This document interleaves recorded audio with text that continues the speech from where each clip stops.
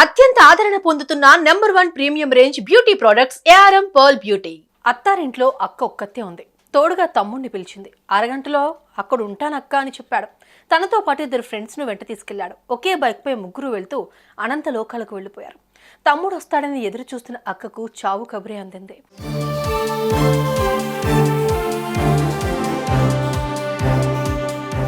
హైదరాబాద్లోని శంకేశ్వర్ బజారుకు చెందిన అభిలాష్ తల్లిదండ్రులతో కలిసి నివాసం ఉంటున్నాడు. ఇతనికి ఓ అక్క కూడా ఉంది.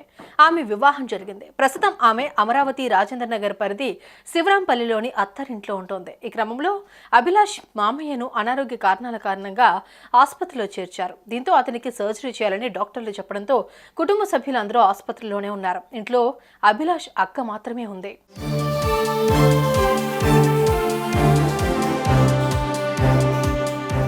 దీంతో అభిలాష్ తన ఇంటి దగ్గర జరుగుతున్న శ్రావణ మాస బోనాలను పూర్తి చేసుకుని అక్క దగ్గరకు బయలుదేరాడు. తనతో పాటు సైదాబాద్ సాయిరాం కాలనీకి చెందిన సందీప్, శ్రీహరిలను కూడా తనతో పాటు బైక్ పై తీసుకెళ్లాడు. ముగ్గురు ప్రాణ స్నేహితులు కావడంతో కలిసి శివరాంపల్లిలోని అభిలాష్ సోదరి ఇంటికి పయనమయ్యారు.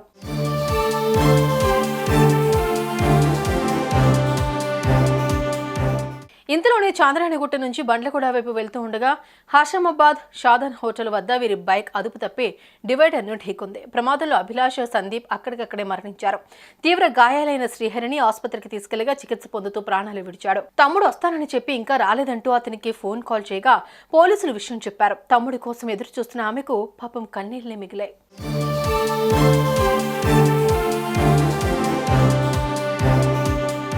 అటు చేతికి అందొచ్చిన కుమారులు ప్రాణాలు కోల్పోవడంతో ముగ్గురి కుటుంబాల్లో విషాద ఛాయలు అలుముకున్నాయి. ఘటనపై కేసు నమోదు చేసుకున్న పోలీసులు దర్యాప్తు చేపట్టారు. పోస్టుమార్టం నిమిత్తం మృతదేహాన్ని వారి కుటుంబ సభ్యులకు అందించారు.